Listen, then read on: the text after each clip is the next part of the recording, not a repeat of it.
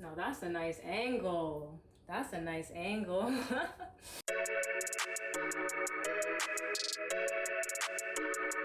Welcome to episode 2 of Chai's Chomps. Yes, very exciting. So today we're making a red velvet French toast. I know, like, it's never been heard of before. There's like red velvet waffles, red velvet pancakes, but I've never seen the righteous forsaken. Anyways, I've never seen a red velvet French toast, so we're just gonna go ahead and make that. And you know what, we love breakfast, and like a fun fact about breakfast is that it's delicious. So let's get crack-a-lackin'. I mean, what are we waiting for? Turns out I wasn't recording. So in this bowl we have milk, sugar, and vanilla. Mix that up. Put 2 eggs, 1 egg here. Oh boy, oh boy. Wow, amazing.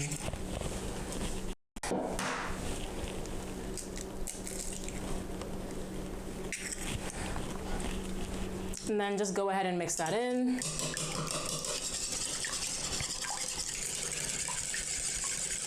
You want to make sure it's nice and smooth because this is the custard we're making for our French toast, so you don't want any lumps and bumps, you know, so make it smooth. So after that's combined, we're gonna go ahead and add our cocoa.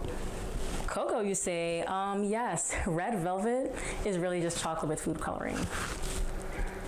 Don't tell them I said that. So we're gonna go ahead and add that. 1 tablespoon. Mix that in real good. Wow. When you add cocoa to liquid, it doesn't really mix right away, so you just have to be patient. Patience is a virtue. So keep it mixing.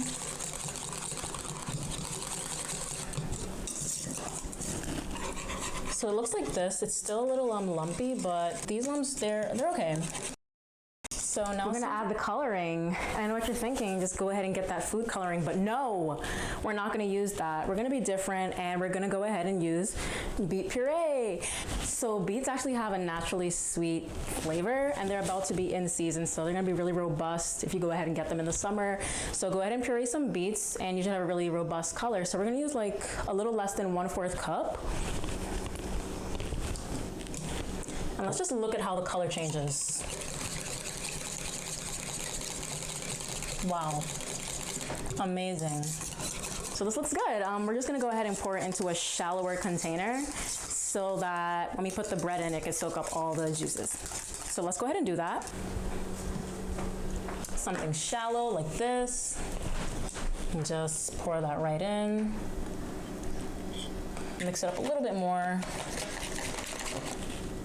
All right, so we're gonna put that to the side and start cutting our bread. So the best bread to use for this is actually brioche. So we're gonna get a nice loaf of brioche right here. Look at that, look at it glistening.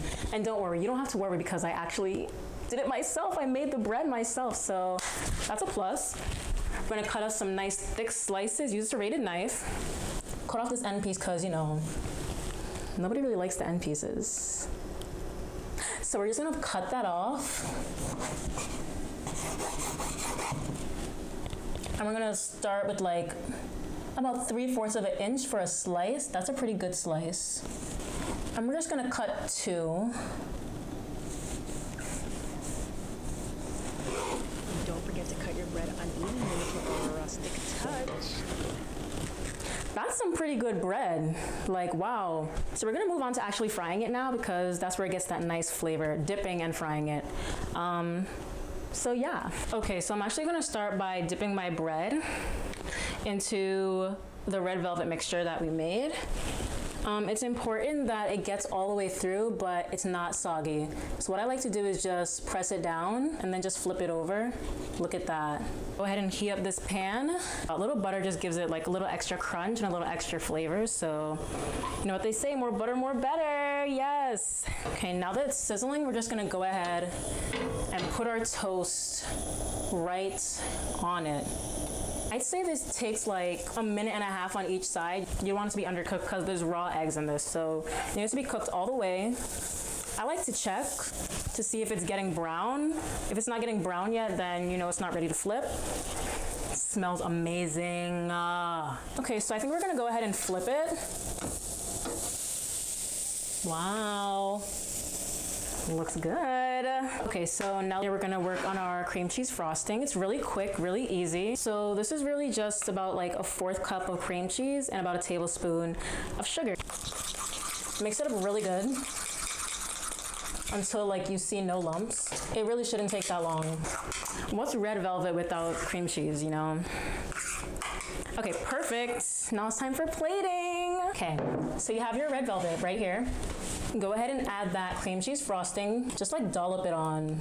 You know, it should honestly just like melt once you put it on.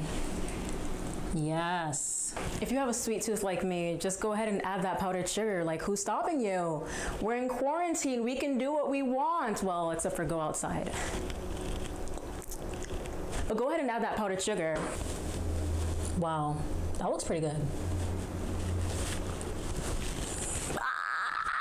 And for the final touch, go ahead and give a little drizzle. Wow. Now you'd be lying to me if you said this doesn't look good. You'd be lying. You know what? Come on, it looks so good. Look at that. Look at that. Look at that. That's your red velvet French toast.